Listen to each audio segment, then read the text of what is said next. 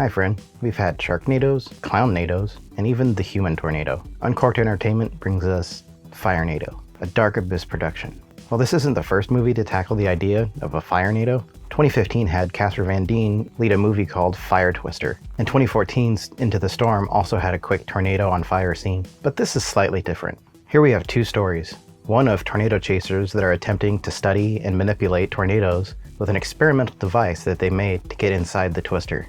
And the side story of a money handler for the mob who was targeted for a heist. Directed by Scott Jeffrey and Rhys Frake-Waterfield, the minds behind Winnie the Pooh, Blood and Honey. Written by Mclearie, starring Sean Altman, Toby Wynn-Davies, Nicola Wright, and Godfrey. Sean Altman plays Anna, an intern to a meteorologist that's helping study tornadoes. You can see she tries to give it her all in this movie, but she does stumble here and there. Toby Wynn-Davies is great as Devlin.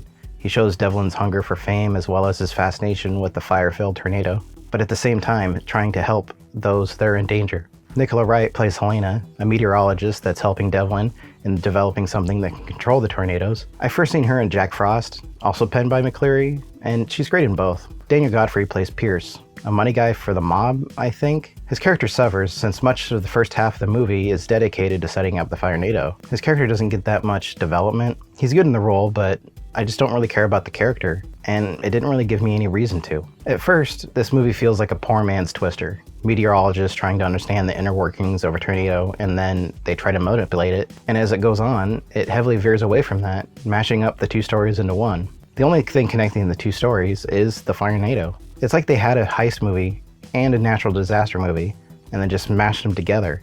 A lot of the mob stuff breaks the excitement of the Firenado stuff. Honestly, I found the Firenado and the meteorologist more interesting. I just don't think there was enough there to facilitate an 80-minute movie. The same goes for the mob half of the story. I think that's why they combined the two, if that's the way it was done. I could be way off, but that's just how it seems from watching the movie. They do end up converging in a weird way. I kind of wish they would have just split this into two different movies. As most of the actors are good in their roles, they get sidelined by the other side of the story for a good chunk of the movie. And each part of the story isn't bad on its own, but when it comes together, it just seems coincidental and unneeded. Some of the visual effects are not great. There's a few green screen shots that look a little iffy, but if you look past it, it's not story-breaking. Most of the worst looking effects are quick and they don't linger on them. And when they show the Firenado, it actually looks alright. It's obviously low budget, but looks a little higher end than that. And they use the hell out of that drone. Not only do they have a lot of aerial shots, the drone's actually in the movie. Is the drone ready? Tornado infiltration unit. And they use that to manipulate the tornado at the beginning. But the difference between the drone shots and the rest of the film are quite different visually. It may have been the camera setting or post-production, but the drone shots look really professional, while the rest of the film looks a little more low budget.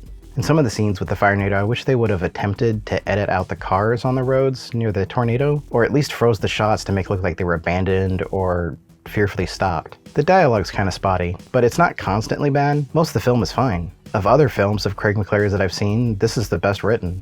At least here I care about what happens to most of the main characters. I'm sure quite a few would disagree, but I think this movie could have been maybe 15 or 20 minutes longer to give a little more character development, because I do think a few characters needed a little more. Overall, I had a good time. It's a silly idea, but it was fun. Sure, it could have been tightened up here and there. Maybe added a few minutes of more character development, but it's like most of the big budget natural disaster movies. It's just a goofy good time, just on a smaller scale. I think the cast is good. The story was middle of the road, but fun. I would recommend this to any fans of natural disaster movies. Have you seen this movie? Did you like it?